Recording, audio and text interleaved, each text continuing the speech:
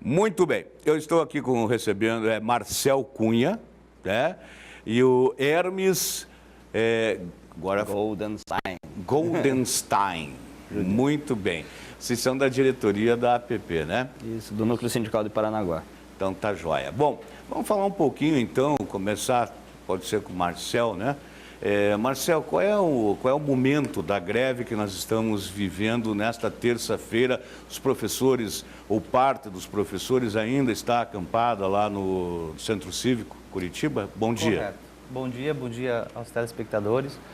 A nossa greve, ela, na verdade, fez com que o ano letivo de 2015 não iniciasse, né? Nós estamos aí no 15º dia já de paralisação, de greve geral. Nós estamos com 100% da categoria de professores e funcionários no estado do Paraná parados. Houve uma primeira negociação com o governo na quinta, que terminou na sexta-feira, essa reunião, onde o nosso coletivo, né, o nosso conselho estadual se reuniu no sábado, na APP, para debater essas propostas colocadas pelo governo na quinta e na sexta-feira, o qual deliberou que a greve continua, né? Então, nós estamos aguardando um novo posicionamento do governo para uma nova rodada de negociações, porque a nossa pauta ainda não foi atendida na sua integralidade. Nós fizemos uma assembleia em Guarapuava no último dia 7, e onde nós estávamos presentes 10 mil educadores, e foi por unanimidade decretada essa greve contra o pacotaço. Então, nós continuamos a greve, as escolas no Paraná estão 100% paralisadas, no litoral também, nós somos os 7 municípios, a APP representa os 7 municípios do litoral, e nós estamos ainda aguardando que o governo se pronuncie, né, com relação aos outros itens da pauta, porque a nossa greve ela não é só por salário, é por condições de trabalho, devido ao pacotaço que o governo colocou, né? Redução de profissionais nas escolas, pedagogos, merendeiras, os agentes da secretaria, redução de número de turmas, aumentando, superlotando, né, as outras salas de aula. Então, nós estamos aguardando nesse momento um posicionamento para uma nova rodada de negociação, porque tivemos apenas a primeira na quinta, que terminou na sexta-feira. Bom, Hermes, também existe uma situação, eu vou te perguntar se é realmente assim na prática, para a categoria voltar, e mostrou toda a união e força que os professores têm no estado do Paraná, né? Está de parabéns a categoria. A gente lamenta pelo fato de que a categoria, que o professor ainda tenha que correr atrás para exigir e ter melhores condições de trabalho, de salário, de tanta coisa que a gente sabe que o professor é merecedor e, infelizmente, não é reconhecido nesse país aqui, né? Mas, infelizmente, técnico de futebol, como boto na internet, é chamado de professor, né? Mas, infelizmente, para que a categoria retorne ao trabalho ou inicie o ano letivo, precisa também de uma assembleia, né? Isso é a pergunta, quer dizer, se a categoria entender que realmente aceita a proposta do governo, ainda haverá uma assembleia para apresentar essa solução aos professores do estado do Paraná. Exatamente. O que acontece é que a assembleia, a greve, ela é o último recurso de uma categoria, né? Pode ter certeza que se nós estamos hoje com 100% do estado parado, é porque nós não tivemos as condições necessárias para a gente continuar o nosso ano letivo. Na verdade, nós esticamos a corda, né, até onde foi possível. E por essa questão da não possibilidade de trabalho que a gente tinha dentro do estado nesse começo de ano, principalmente por causa dessas políticas de austeridade que o governo passou, né? Foi feita uma assembleia, e somente com uma assembleia você retorna. Você entra na greve através ouvindo a base, e você só sai da greve ouvindo a base. Então surgiram vários boatos dizendo que voltaríamos agora na segunda-feira. E isso também é uma estratégia de negociação entre o governo e os educadores, mas assim, nós só retornaremos depois de uma assembleia. E se uma assembleia começou com 10 mil pessoas, para terminar, provavelmente a gente vai estourar os 30 mil integrantes para decidir essa situação. E existe essa possibilidade, Marcel, dessa Assembleia vir a acontecer agora? Tem alguma programada? Não. Enquanto o governo não propor, não voltar a negociar, sentar e debater os outros itens da pauta, porque nós estamos falando em direitos, né? Direitos retirados, direitos conquistados durante 40 anos e que numa canetada ele queria retirar. E ele está colocando, entre aspas, devolvendo, né? Aos poucos. E ele vai fazer essa estratégia de prolongar essas negociações. E tivemos apenas a primeira. Está marcado para essa semana alguma coisa? Não está marcado nada. Enquanto o governador não fizer essa nova rodada de negociação e atender a nossa pauta, uma reunião do Conselho, onde os presidentes dos 29 núcleos sindicais se reúnem e vão definir se vale a pena chamar uma assembleia ou não. Porque a gente não vai ficar chamando uma assembleia a cada negociação que o governo fizer.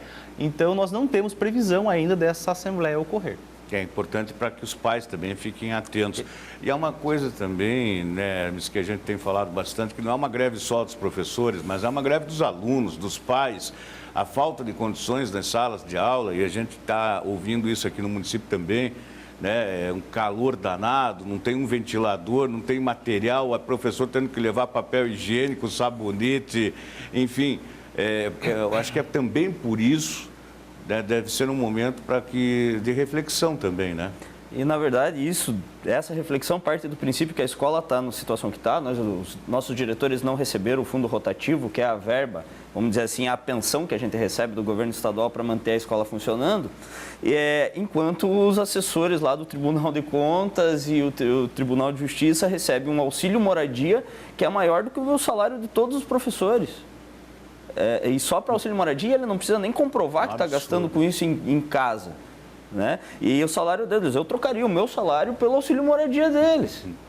E a minha escola está lá, as paredes estão sujas, o telhado está com goteira e não há condição, as salas superlotadas. E como que o governo ainda fala em qualidade de ensino em uma escola pública com qualidade? Né? A gente já partiu do princípio dessa última negociação com o senhor Xavier, lá, que é o nosso engenheiro, o secretário da Educação, em que ele partiu do princípio, na circular que veio para os núcleos regionais de educação, de que as salas teriam que partir do número máximo, porque do correr do ano letivo, os alunos desistem. Então, quer dizer, o nosso secretário de Educação, ele já parte do princípio que o aluno não vai ter sucesso na escola. Então, vamos superlotar uma sala para que até julho lá o aluno desista, aí vocês começam a trabalhar a partir de julho.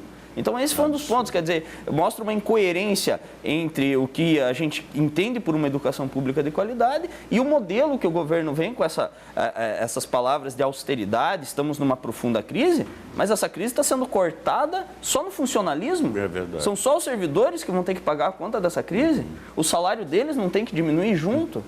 Esses auxílios moradias, agora tem o auxílio educação que eles estão pleiteando dentro dos seus setores lá, e vai cortar só na nossa carne. É só o nosso professor que passou num concurso público maluco que o governo fez, aonde ele foi nomeado, de 5.500 que eram para ser nomeado, ele nomeou 4.000, e aí um menino que distribuiu aula em dezembro, um menino veio de Ponta Grossa para cá, chegou na hora, alterou toda a vida dele, quando foi na hora de ser nomeado, não tem aula para você. Você não passou mais no concurso, que você fez todo o exame médico, que você foi pago particular. Então, essas incoerências que nos levam a 100% das escolas paradas. E, na verdade, o movimento aumentando. A nossa universidade está parada. Exato. Não tem condição de entrar. Na semana passada... Aliás, é um absurdo aqui, né?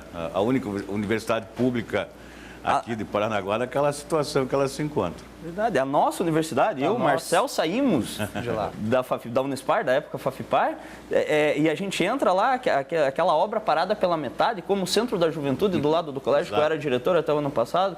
Então, o que a gente começa a perceber? A gente começa a perceber que não há condições. E tanto que o movimento está ficando tão forte que as próprias professoras do município já também estão em estado de greve, já fizeram a assembleia para deflagração do movimento que acontece na sexta-feira. Exato. Aliás, hoje está programada uma manifestação, né, dos professores, só no seu local exatamente dessa concentração. Na Praça Fernando Amaro, a partir de que horas? Tem 4 horas da tarde, essa manifestação está programada.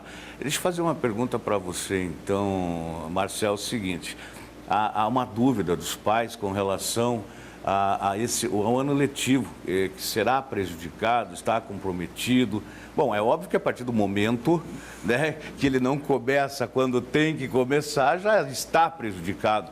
Mas eu acho que ao longo do ano, também acho que para fazer uma avaliação dessa, tem que entender primeiro que quando é que voltam as aulas, quando é que começa o ano letivo, né? Exatamente. Bom, nós legalmente temos que cumprir uma carga horária, né? Os 200 dias letivos e 800 horas, né?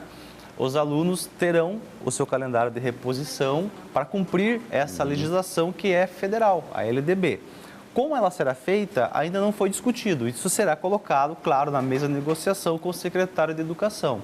Até o momento, nós temos que saber, você acabou de falar, em que momento nós vamos sair dessa greve, né? Para então discutir o nosso calendário. Claro que os alunos que vão prestar vestibular, os que estão hoje no ensino médio, no terceiro ano, que vão prestar vestibular na metade do ano, os que têm cursos semestrais, os que estão se preparando para o Enem, que ocorre geralmente em outubro e novembro, vão ter esse prejuízo, né? E só que esse calendário de reposição ainda não foi definido. Isso será negociado a nível estadual, não nós aqui no litoral que teremos um calendário específico. Quer dizer, aliás, não é só o aluno que sai prejudicado, o professor também, né? Principalmente porque afeta o calendário, afeta as férias, tudo isso aí, a gente já sabe, né? Qual é, Hermes, os próximos eventos? Tem alguma coisa programada aqui? Alguma reunião em Paranaguá ou no litoral do Paraná? Ou, por enquanto, aguarda-se a proposta só do governo mesmo? Não, como vocês estão acompanhando, a nossa greve ela é uma greve muito dinâmica, né? Nós, desde da ocupação da Assembleia Legislativa ao acampamento que está acontecendo no Palácio Iguaçu. E aqui mesmo no litoral a gente está tendo várias ações. Durante o Carnaval, que foi esperado que a greve desse uma esfriada, não, nós tivemos o Carnaval mais politizado dos últimos anos dentro do estado do Paraná, né? Então, nós temos várias ações. Inclusive, essa greve dos professores do estado, universidades e agora também municipais é uma greve unificada. Nós estamos parados, nós vamos parar desde a creche até o final do ensino superior. Então, esse debate é muito importante. Então, hoje, a partir das 14 horas, eu vou corrigir, na frente da Júlia da Costa, né, na frente da Prefeitura Municipal, nós estaremos junto com o pessoal do município. A partir das 2 horas. Das 4 horas, só que na frente da Júlia da Costa, né, na frente da Praça dos Leões. Ah, entendi. Tá? Então, tá. Estaremos lá, faremos uma caminhada de lá até a Câmara Municipal, porque hoje tem a votação do aumento, né, da database, né, do funcionalismo da Prefeitura, e existe uma questão do piso salarial dos professores do município, ao qual nós estamos prestando solidariedade. Iremos novamente à Câmara Municipal hoje ocupar a nossa posição de cidadão, né, e fazer a cobrança desse processo. E amanhã, até fica o convite já à TVCI, se quiser acompanhar, nós estaremos saindo daqui com 8 ônibus para fazer o maior ato que Curitiba já viu. Amanhã todo o Paraná, todas as categorias que estão em greves estarão subindo a Curitiba para fazer uma caminhada, tá?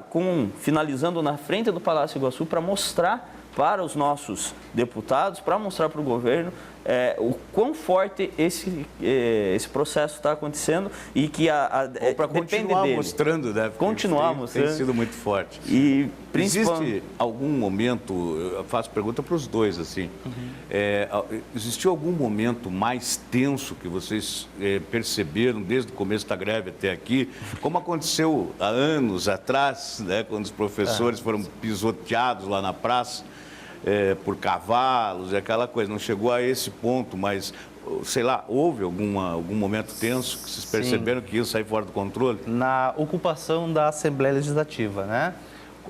Quando o governo tentou votar aquele pacotaço, é bom que a população entenda, ora é pacotaço, ora é tratoraço, né? Pacotaço é quando ele coloca dentro do mesmo conjunto de leis, né, numa votação só, medidas de naturezas diferentes, né? A nossa Previdência, nós temos hoje em fundo 8 bilhões de reais, que é o que o governo quer, que ele traga para o caixa do Estado 8 bilhões para fazer o uso desse dinheiro em detrimento a essa crise que supostamente é colocada aí, né?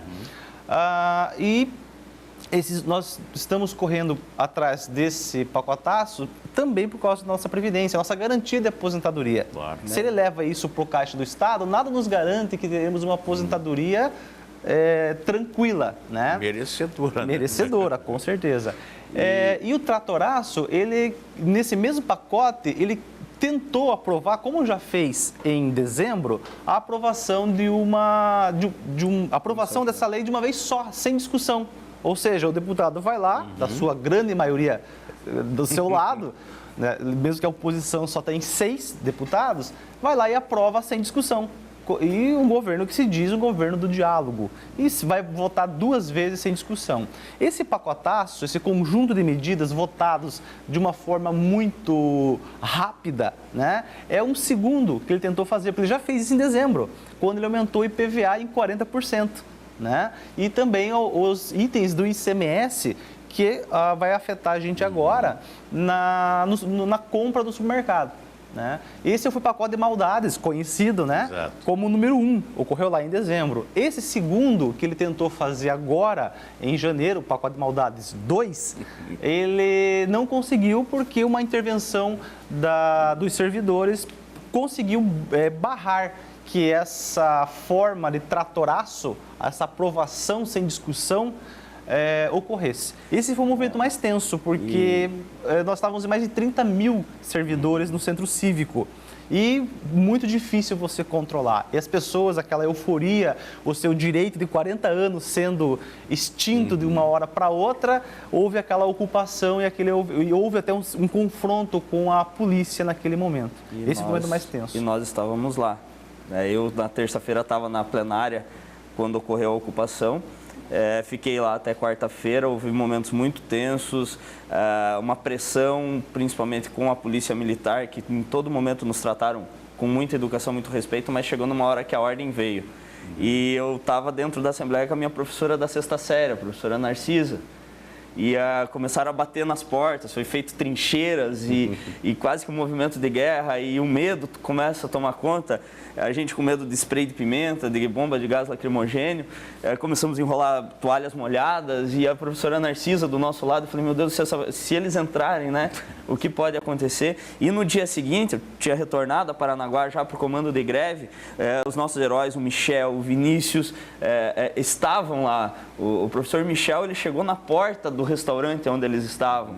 Ele tem uma foto de joelho com o Rottweiler da polícia na cara dele. Então a gente agradece a polícia militar. Até nesse momento eles choravam quando eles tinham que soltar a bomba, porque eles sabiam que eles não podiam se insurgir, mas também eles foram muito bacanas no sentido de que eles fizeram o mínimo possível para não machucar toda aquela população que estava mostrando o seu processo de indignação. E não foi não foi uma invasão. As notícias revelam, a internet revela, ficou mais limpo do que estava quando a gente entrou, porque nós demos um recado. Nós mostramos para todos os movimentos sociais hoje que você pode fazer um movimento reivindicatório, você pode ir para a rua, você pode ir para a luta, mas você não precisa depredar. Exato. Né? Então, é uma coisa que vai ficar para a história do estado do Paraná, do Brasil inteiro. Eu quero agradecer a presença de vocês dois aqui, dizer que a televisão, a TV CI, está de portas abertas aí para os professores, tanto a rede estadual, municipal, e a gente espera que a vitória venha a um momento histórico, né? E a gente continua acompanhando. Todos os detalhes, conte com a gente aí também, tá bom, meus queridos? Tá bom, obrigado. Um abraço. Obrigado.